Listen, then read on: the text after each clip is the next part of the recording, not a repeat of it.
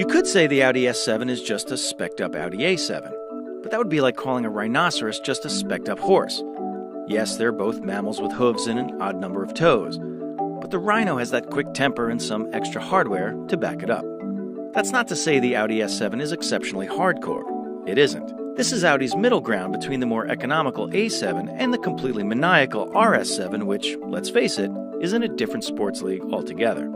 In fact, a racetrack in the desert is not really the S7's native habitat.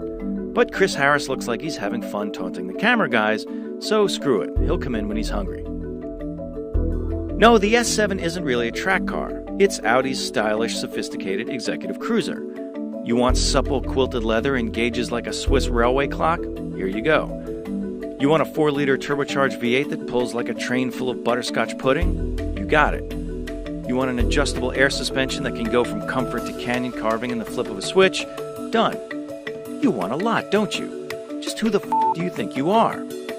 Well, here's who you are. You're the studio vice president who didn't make The Adventures of Pluto Nash. You're the attorney who defends Rice Krispies against lawsuits from people faking hearing loss. Or you're the sharp-dressed lobbyist who strong-armed a congressman into voting for a bridge across nothing. In other words, you're the corporate badass in a room full of empty suits, and you're just the kind of buyer the S7 is looking for. But back to the car. The handling. This test model has the optional sport differential, which speeds the outer rear wheel to help get the S7 turned in. Once you get past the car's initial tendency to push through a corner, the electronic diff serves up what engineers call a yaw moment, helping the S7 to rotate its nearly 115-inch wheelbase on its axis. You can't make the S7 corner like a go-kart, but that's not really the point.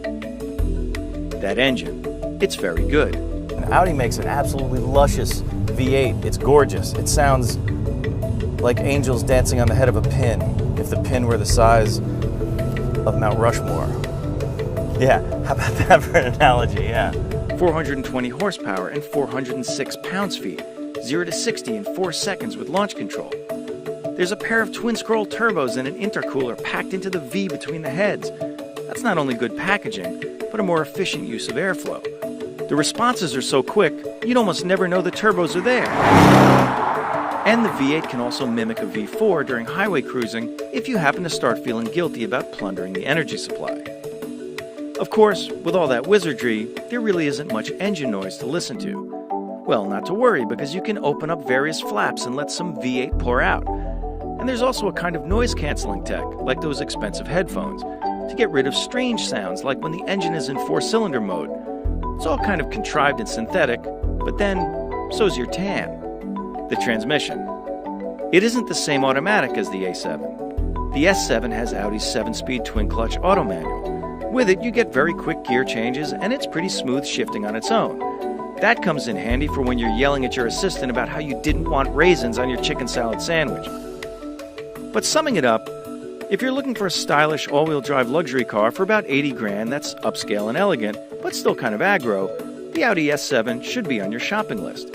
It's not quite a pure driving experience, any more than a reverse triangular merger loophole is a pure M&A experience. But if you know what any of that means, you probably already have an S7.